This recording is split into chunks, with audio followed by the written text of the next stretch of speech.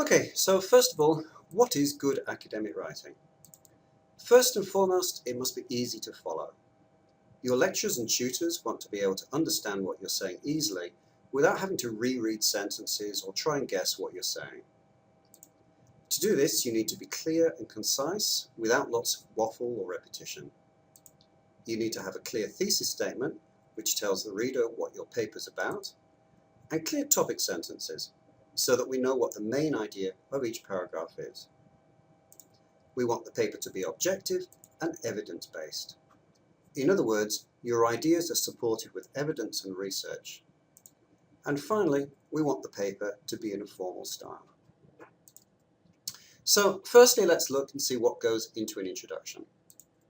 Typically, an introduction starts with some kind of background, then talks about the issue, and then gives the thesis at the end. So to start with, we usually orientate the reader and give some kind of background information about what's happened before. Then we talk about the issue or the controversy that's occurring now and has come about. And then finally, the thesis statement is going to tell the reader what you're arguing or saying and what the paper's about. This thesis statement's the most important part of your paper. It tells the reader what your essay is about, what you're arguing, and perhaps some detail about how you've organized the paper.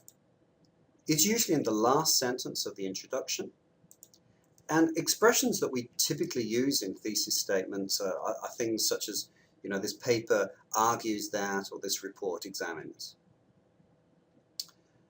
Another way of making it easy for the reader to follow is to use topic sentences. These tell the reader what the paragraph is about and are usually on the first line of each paragraph. For example, one disadvantage of using biofuels is the high cost of production. In this paragraph, we know the writer is going to talk about the problems or the high cost of production. Similarly, in the second example, we expect that the writer is going to tell us about the drop in shares. A key element of academic writing is to keep the style formal. So we need to avoid words like get and contractions like can't or yours and he's and its. It's always best to avoid humour and also avoid formal words that you're not completely sure of. Be particularly careful when you're using your computer's synonym function. A good rule is, if you're not 100% sure of a word, don't use it. Another way of keeping the style formal is to avoid using words like I, you, or we in your papers. We want to keep it objective and try to avoid using one as a replacement for you. So for example, if you said something like scanning the internet may leave one confused, better ways to say this could be things like scanning the internet may lead to confusion, or scanning the internet may confuse students. However, at university, sometimes you might be asked to write a reflection, in which case you will be using I, you, and we. Linking words are important in academic writing, but be very careful not to start sentences with and, but, or so. So instead of but, you could use later like however, although, despite, in spite of, or nevertheless. Instead of so, you could use consequently, as a result, hence, thus, or therefore. And instead of and, you could use words like in addition, as well as this, also, additionally, or like another problem, another reason, and things like that. In Australian writing, academic writing, we tend to avoid rhetorical questions. These are quite common in United States writing, but we don't tend to use them here in Australia.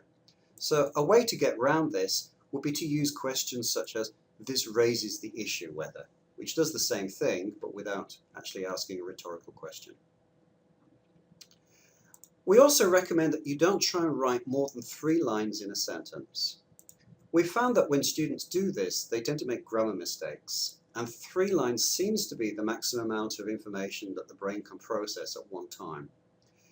Law students in particular are encouraged to write short sentences, and law faculty tell law students to try and keep the sentences with a maximum of 17 words. Another thing to avoid is sexist language, so try and avoid using his and her. For example, when a lecturer gives a class, he maintains eye contact with his students. So a better way to express this would be to make the sentence as a general statement rather than a specific one, and say, when lecturers give classes, they maintain eye contact with the students.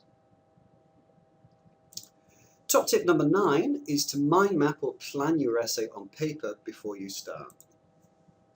We often find students are struggling to write an essay because they've got lots of ideas floating around in their head, but they can't see the links or the structure. So it's very important to put these ideas on paper and map them out to see the big picture of what you're writing. We also recommend that you print your paper out, as very often when you're working on a screen, you can only see a small section at a time. As you've probably been working on at different times over a long period, very often you can't remember what you've written before, and it can kind of become a bit disjointed. The final thing is to read over what you've written at the end. This is where students often lose valuable marks for very small mistakes. It's always a good idea to give it to a friend to read, as very often we read what we want to read or what we think is written, rather than what's actually written down.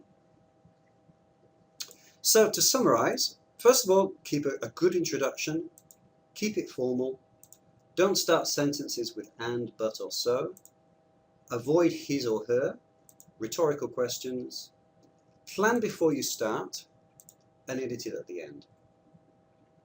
Come and see us in Student Learning Support. We're here for both domestic and international students at all levels, and we can help you with organising and planning a paper, as well as showing you how you can improve it and get the high marks that you deserve.